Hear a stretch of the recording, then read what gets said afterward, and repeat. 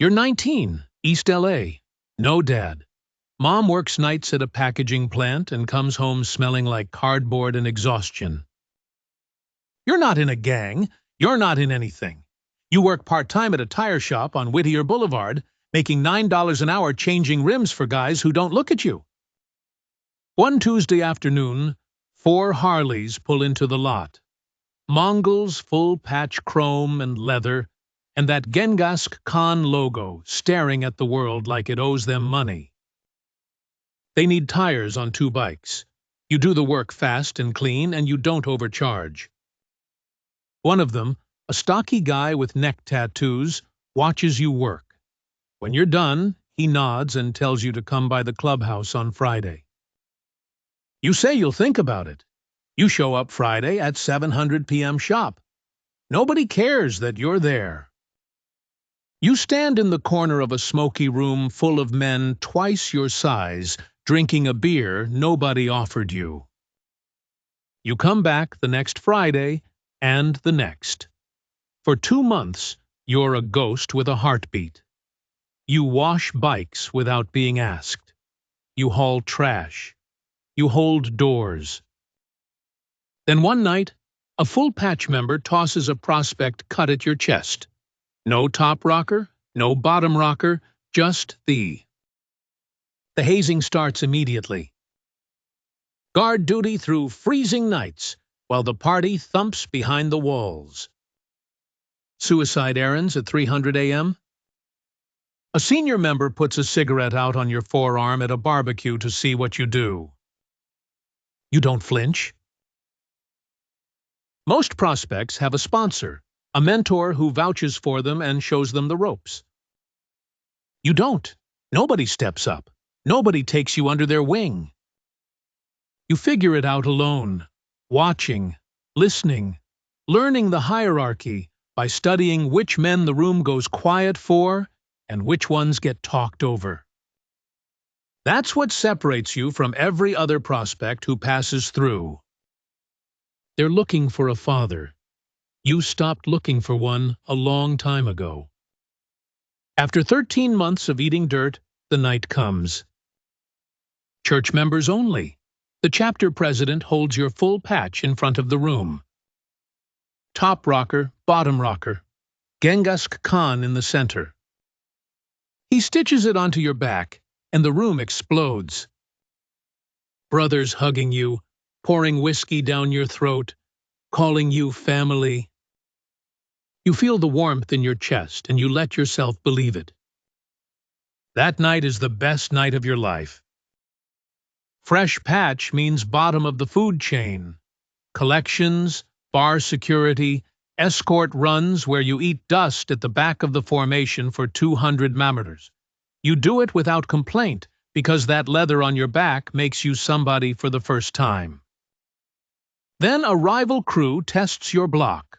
2 guys from an outlaw club out of San Bernardino walk into a Mongols bar and start talking loud, disrespecting the patch. You handle it with your fists and a tire iron. Clean, fast, no cops. Word gets back to the chapter president. He calls you into church and gives you a permanent role. Enforcer on the club's meth pipeline. When a dealer is late on payment, you visit. When a cook ski product, you educate him. When someone talks to the wrong people, you make sure they stop talking. You do it with the efficiency of a man who spent years changing tires in silence. No drama, no showboating, just results. Within 6 months, you're the guy they call when conversation stops working. The sergeant-at-arms catches a weapons charge and gets shipped to federal lockup. The president taps you to fill the seat. Sergeant-at-arms is the club's internal law. Security discipline. If a brother steps out of line, you deliver the correction. If someone gets stripped of their patch, you're the one who rips it off their back.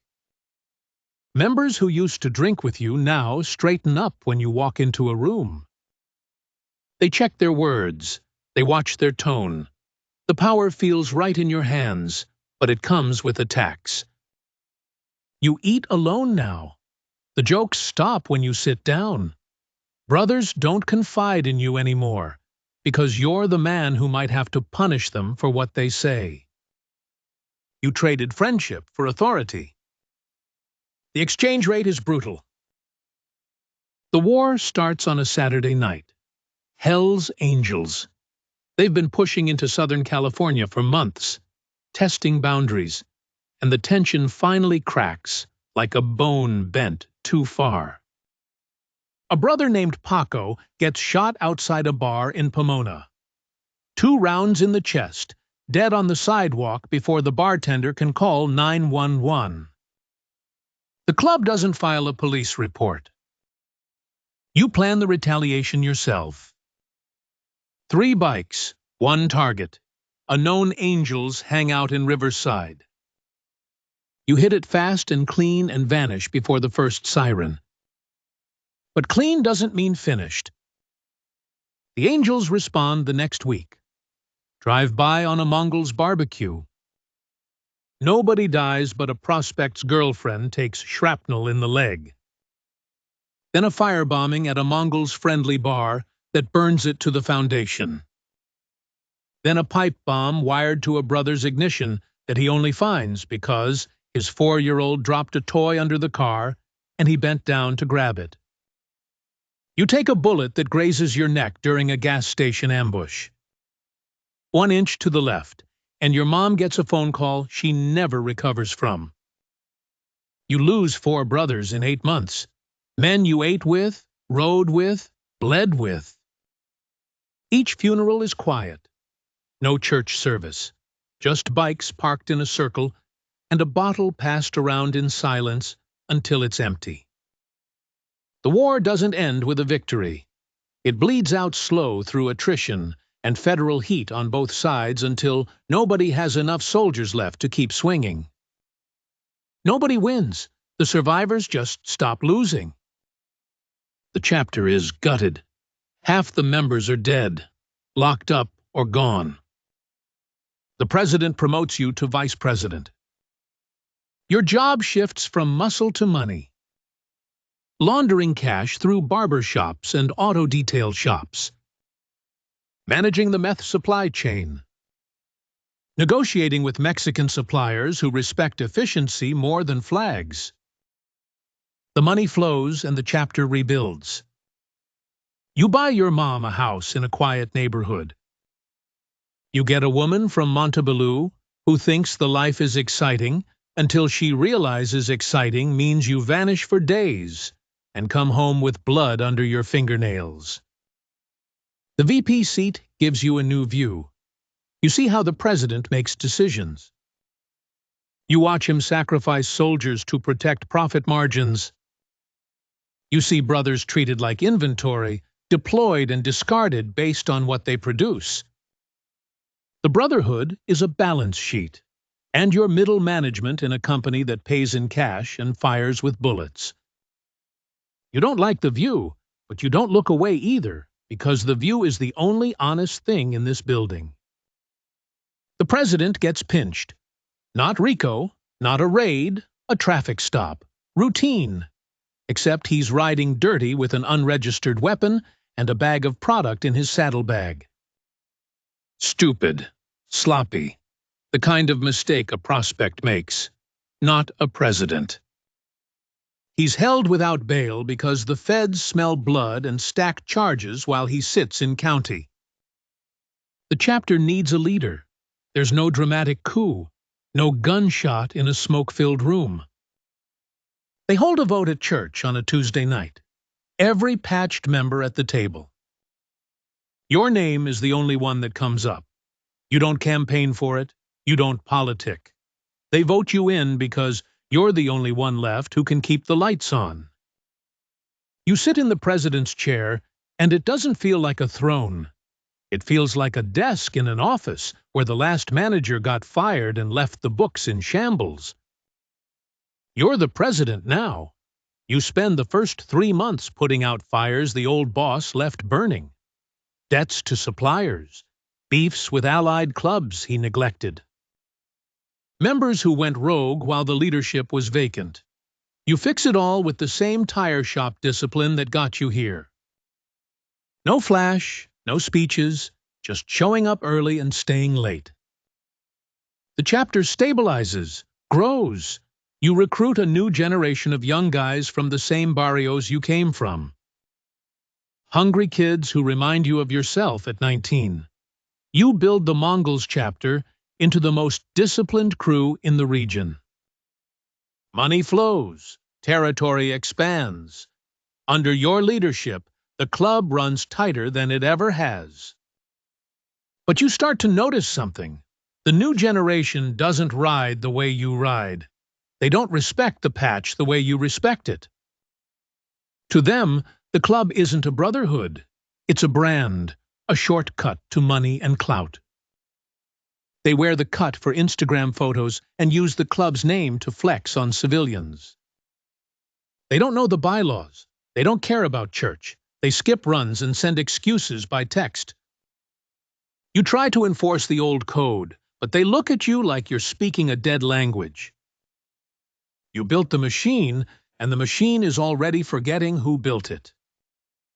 The kid who replaces you doesn't even have the decency to do it behind your back. His name is Demon, 24 years old. One of the recruits you brought in yourself. You picked him up from the same barrio, same tire shop block, same nowhere, loud, flashy, good with social media, and better with the younger members who see him as one of their own, instead of a relic from a war they never fought. He starts holding side meetings at a taco spot across town, building his own loyalties, whispering to the younger guys that the chapter needs new energy, and that the old guard is holding things back. You see it happening the way you see weather coming across a flat desert, slow and obvious and impossible to stop. You could crush it. You've got the muscle memory and the reputation, but you also recognize the look in his eyes because you've seen it in the mirror. Hunger. The exact same hunger that walked into a clubhouse at 19 and wouldn't leave. Not the same shop, different name, same block. You drive there. The owner is a heavy-set guy who doesn't care about your tattoos or the gap in your resume. He asks if you know tires. You say, yeah. He says, $11 an hour. Take it or leave it. You take it. Your first week back, you fall into the rhythm like muscle memory. See it happening the way you see weather coming across a flat desert. Slow and obvious and impossible to stop. You could crush it. You've got the muscle memory and the reputation. But you also recognize the look in his eyes because you've seen it in the mirror. Hunger. The exact same hunger that walked into a clubhouse at 19 and wouldn't leave. He calls for a vote at church. New leadership, new direction. The table is full of faces you recruited. Guys who wouldn't be wearing that patch if you hadn't pulled them off the street corner and given them a shot. They vote. It's not close. Demon takes the chair. They don't beat you. They don't strip your patch in the parking lot. They just tell you thanks for everything and that you're welcome to stay on as a regular member. No rank, no title, no seat at the table. You're not expelled. You're demoted back to furniture. And somehow, that's worse than anything anyone's ever done to you. You stop showing up to church. Then you stop showing up to runs. Then you stop showing up at all. Nobody calls to check on you. Nobody comes by. The patch sits in your closet and you don't touch it. Your woman already left 2 years ago. Your mom's in the house you bought her, but she's getting old and she still doesn't know where the money came from. One morning, you're scrolling job listings on your phone and you see a posting for a tire shop on Whittier Boulevard. Not the same shop, different name, same block. You drive there. The owner is a heavy-set guy who doesn't care about your tattoos or the gap in your resume. He asks if you know tires. You say, "Yeah." He says, $11 an hour. Take it or leave it. You take it. Your first week back, you fall into the rhythm like muscle memory. The smell of rubber and brake dust, the whine of the impact wrench, the ache in your lower back at the end of a shift. You're changing rims with your head down on a Thursday afternoon. When you hear the sound, that rolling thunder of V-twin engines vibrating through the concrete floor and up through your boots into your bones. You don't look up. A crew of bikes pulls into the lot. Young guys in clean cuts with patches that look like they came out of the box yesterday. One of them walks in and drops his keys on the counter. He looks right through you the way customers have always looked through tire shop guys. He doesn't know your name.